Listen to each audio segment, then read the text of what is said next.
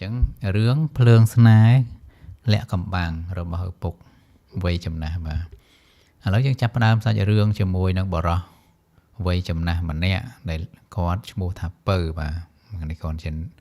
ឈ្មោះសំដៅទេបាទមិនមែនឈ្មោះបងប្អូននៃឈ្មោះពៅអត់ត្រូវអត់ឲ្យ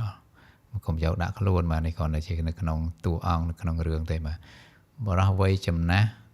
ម្នាក់ដែលមានឈ្មោះពៅហើយគាត់ជាមនុស្សដែលមានទ្រព្យធនស្ដុកស្ដំបងប្អូនប៉ុន្តែត្រូវបានរងទុក្ខដោយសារភាពឯកាអស់ជាច្រើនឆ្នាំបន្ទាប់ពីភរិយាទី1របស់គាត់បានលាចាកលោកទៅ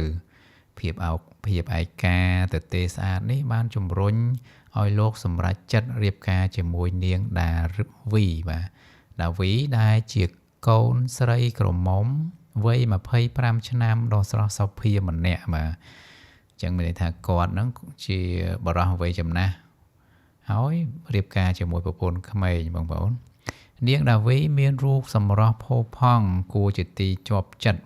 ព្រមទាំងមានកិរិយាមាយាទន់ភ្លន់ដែលបាននាំយកនៅពន្លឺថ្មីចូលមកក្នុងជីវិតរបស់លោកពៅបាទទោះបីជាយ៉ាងណាក៏ដោយអាយុដែលឃ្លាតឆ្ងាយគ្នារវាងប្តីប្រពន្ធថ្មីនេះបានធ្វើឲ្យចំណងស្នេហារបស់ពួកគេមានលក្ខណៈត្រឹមតែការគោរពនិងការយកចិត្តទុកដាក់តែប៉ុណ្ណោះគឺខ្វះខាតនៅពន្លឺស្នេហ៍ដ៏ពុះកញ្ជ្រោលដែលគួរតែមានសម្រាប់គូស្នេហ៍វ័យក្មេងបាទអញ្ចឹងបងប្អូនយល់ហើយតើតើនឹងគូស្នេហ៍វ័យក្មេងនោះមានន័យថាវ័យគាត់ចាស់ឯខ្សោយហើយអញ្ចឹងទៅនាងដាវីប្រហែលជាគាត់មិនបានទទួលនៅស្នេហាអត់គ្រប់គ្រាន់តាមរយៈបើផ្លូវចិត្តគាត់គ្រប់គ្រាន់ដល់ផ្លូវកាយវាខ្វះខាតណាអូខេអញ្ចឹងលោកពៅដែលមានកូនប្រុសម្នាក់ឈ្មោះថាកំហេងដែលមានវ័យ19ឆ្នាំបាទកំពុងតែសិក្សានៅមហាវិទ្យាល័យអញ្ចឹងគាត់មានកូនប្រុសមួយបាទដែលជាកូនរបស់ម្ដាយដើមណាអូខេកំហេងគឺជាយុវជនមានមាឌមាំមានទឹកមុខស្រស់ថ្លានិងមានចរិតចាស់ទុំលើសពីវ័យន័យថាគាត់ក្មេងតែចរិតគាត់ចាស់ទុំកាលពីដំបូងកំហេងមានការអៀនខ្មាស់និងមិនហ៊ាននិយាយជាមួយម្ដាយក្មេកថ្មីរបស់ខ្លួនប៉ុន្មានឡើយប៉ុន្តែភាពស្ងប់ស្ងាត់នេះមិនបានអស់បន្លាយយូរឡើយដោយដាវីមិនត្រឹមតែក្មេងស្អាតប៉ុណ្ណោះទេនាងក៏ជាមនុស្សស្រីដែលមានចំណង់ចំណូលចិត្តដូចកំហេងដែរដូចជាក្នុងរឿងតន្ត្រីអក្សរសិល្ប៍ពេលដែលលោកពៅជាប់រវល់នឹងកិច្ចការជំនួញរហូតដល់យប់កំហេងនិងដាវីចាប់ផ្ដើមមានពេលវេលាច្រើនក្នុងការនិយាយគ្នាដំបូងទំនាក់ទំនងគេដូចត្រឹមតែជាម្ដាយហើយនឹងកូនណាម្ដាយក្មេកនិងកូន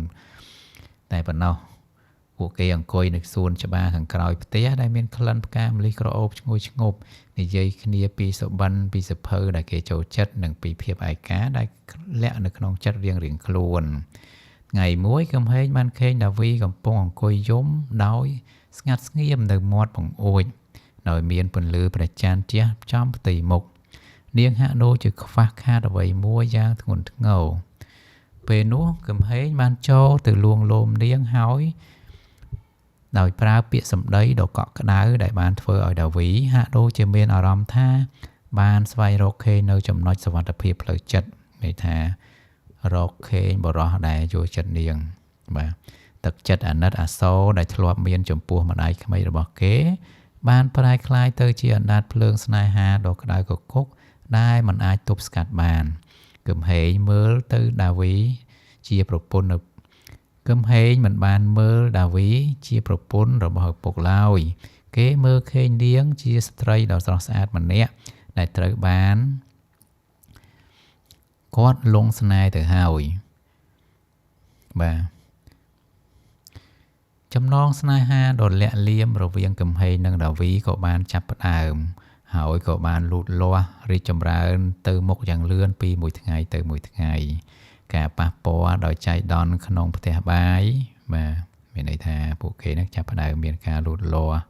លូកលាន់លួចលាក់ក្នុងផ្ទះបាយអញ្ចឹងទៅ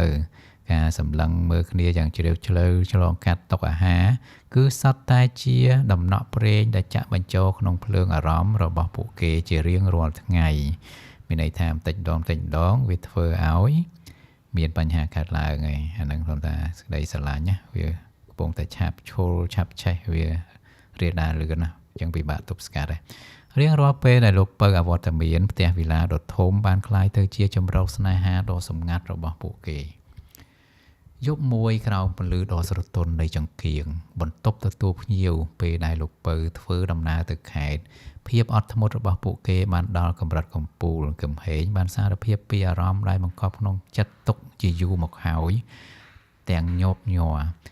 niêng đào vị cô mình ai lẹ cầm bang pi chầm non để niêng khoác khát ban đồ lòi bón đăng thà dương mình ai phơi bài đi bàn tê đào vị tại bón tròn lên bàn hôi kiếm hay này dây tèng đằng hàm cất nông chật niêng đào vị dọc đai step qua cầm hình tèng tắc phân nét hô đào vị bát đệ xà rầy nâng phiệp rồng chớp rồng chua nông pê tài mùi nhôm có đôi cái nia cầm hình nơi pê nơi cầm ai luộc nhóm miên arom thà nhóm miên chỉ vật làng vĩnh nhóm miên arom thà luôn ai chi nề ri bật bật cót nâng chiều vây đại nhóm mình ai từ tua bàn bị bù chắp pê nô màu tầm nẹt tầm nông rồi bỏ phụ kề bàn khai chia bàn đàn đỏ smok smai nâng bà em là hai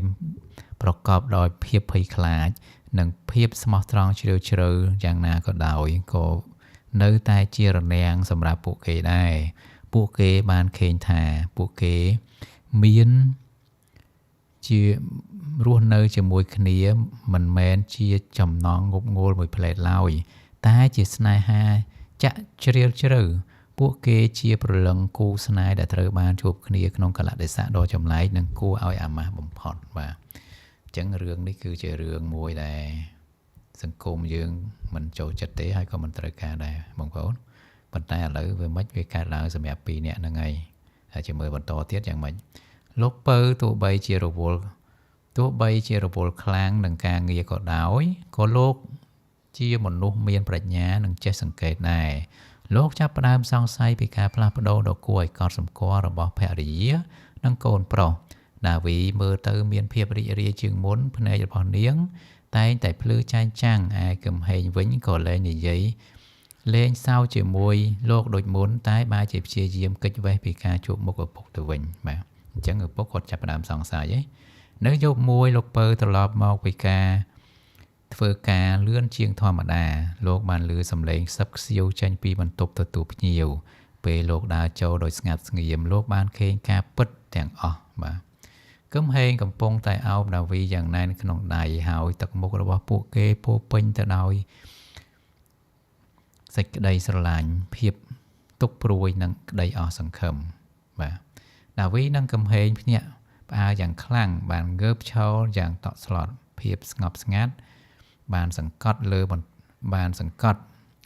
đôi chịp tèng thầm mò mấy đồng rồi lùm lơ nè tèng pì chẳng đài lúc bơ cho nơi một phi mình bàn sai rư bằng tranh cầm hằng khlang lòi phần này là bỏ lúc bố pênh đau ca chữ chạp chữ nâng bàn tay lúc của chia diêm sẵn cót chất mà khám một sẵn cót chất đây mình cua ảo chữ đây bỏ ra mình đã đi ai thử bàn lúc bàn sầm lần mưa cồn pro rồi bỏ lúc ruột nghĩa từ mưa đào vị đây cầm pông tại giống đôi vị bà đệ xà rầy cũng thấy lúc bơ bằng lơ sầm lệ là đòi ngôn đằng nguồn bố đăng bố ban đăng tăng bị dù mọc hào còn tại bố thôi bút chỉ mưa mình khề lúc bơ ban đa châu mau ông coi lơ xà lỏng bố đăng thà bố mình ai bắt đó là vậy đại đạo vị trời ca bàn lòi bố ban noam niên châu không chỉ vật bố đời xa phép ai cá anh ấy bà là biên dạy câu và xa bà xa thế cùng phây ấy lúc bơ mình lỡ đôi sầm lên ngôn đằng nguồn bốc đằng hào bốc bạn đăng tăng vì dù nam một hào còn tại bốc thơ chia mình đằng lúc bơ ban đa châu mau ông coi lơ xà lòng bốc đăng thả bốc mình ai phải đo là vậy đại đạo vị trời cả bàn lòi bốc bàn noam niên châu không chỉ vật bốc đòi phiệp ai ca rồi bọc niếng bàn tay bốc mình bàn bắt đo đâu sẽ cái đây sai ha đại niếng của tờ tua ba nụ tề niếng xong năng tờ tua ba nào vậy đại cọ cái đảo ở vậy đại bật bật cắt hỏi bốc còn mưa khê được không phân này rồi bọc câu này cầm hỉ គឹមហេងដើរចូលទៅចិត្តឪពុកដោយទឹកមុខអង្វរប៉ាកូនសុំទោសកូនមិនបានចង់ធ្វើបាបប៉ាទេកូនលោកពៅលើកដៃខាត់កូនមិនចាំបាច់និយាយសុំទោសពុកទេស្នេហ៍ពិតមិនជឿមិនស្នេហ៍ពិតមិនដែលជារឿងដែលត្រូវសុំទោសឡើយលោកញញឹមយ៉ាងលំបាកបាទអ្នកទាំងពីរអាចស្វែងរកសុភមង្គលជាមួយគ្នាហើយវាជាអារម្មណ៍ដ៏ស្មោះត្រង់ពុកនឹងមិនហ៊ានបំបែកបំបាក់ទេពុកចង់ឲ្យកូននិងដាវីរីករាយជីវិតខ្លីក្នុងការរស់នៅគ្មានស្នេហ៍បើសិនជាគ្មានស្នេហាពិតបាទអញ្ចឹងសម្ដីរបស់លោកពៅមិនមែនជាសម្ដីរបស់ដែលប្តីត្រូវការគេក្បត់ឡើយប៉ុន្តែជាសម្ដីរបស់ឪពុកដ៏កក់ក្ដៅនិងជាមនុស្សចាស់ដែលយល់ពីជីវិតលោកបានប្រាប់ពួកគេថាលោកនឹងរៀបចំលែងលះជាមួយដាវីដោយគ្មានលក្ខខណ្ឌហើយលោកនឹងផ្លាស់ទៅរស់នៅឯខេត្តដើម្បីទុកចន្លោះឲ្យពួកគេបាទពួកគេអាចរស់នៅជាមួយគ្នាបានអញ្ចឹងណានាងដាវីលុតជង្គង់ចុះនៅមុខលោកពៅហើយយំដោយក្តីដឹងគុណពូបងសុខចិត្តដល់ម្លឹងបងមិនបានរៀបការជាមួយនាងដើម្បីចងនាងទេដាវីកន្លែងនេះបាទខ្ញុំមិនបានរៀបការជាមួយនាងដើម្បីចងនាងទេដាវីខ្ញុំរៀបការដើម្បីចង់ឃើញនាងមានសុភមង្គលបាទមួយសប្តាហ៍ក្រោយមកលោកពៅបានវិច្ចសម្ពាយដោយស្ងប់ស្ងាត់មុននឹងចាក់ចែងលោកបានអោបកំហែងយ៉ាងណែនហើយប្រាប់ដាវីថារក្សាគ្នាទៅវិញទៅមកណាស្នេហារបស់អ្នកទាំងពីរជារឿងដ៏ស្រស់ស្អាតមិនអាចថាវាកើតឡើងដោយរបៀបណានោះឡើយលោកពៅបានចាក់ចេញពីជីវិតរបស់គេដោយសេចក្តីថ្លៃថ្នូរនិងការលះបង់គឹមហេងនិងដាវីបានចាប់ផ្ដើមជីវិតថ្មីមួយដោយក្តីគោរពចំពោះបុរសដែលបានបង្រៀនពួកគេពីអត្ថន័យនៃការលះបង់និងសេចក្តីស្រឡាញ់ដ៏ស្មោះត្រង់ពួកគេបានរកឃើញសុភមង្គលដ៏កក់ក្ដៅរបស់ពួកគេទាំងដឹងថាសុភមង្គលនេះបានមកពីចិត្តដ៏បរិសុទ្ធរបស់បុរសដែលជ្រើសរើសយកភាពរីករាយរបស់អ្នកដទៃជាការឈឺចាប់របស់ខ្លួនឯង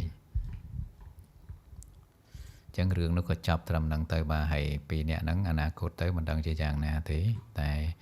សាច់រឿងគឺ admin សូមបញ្ចប់ត្រឹម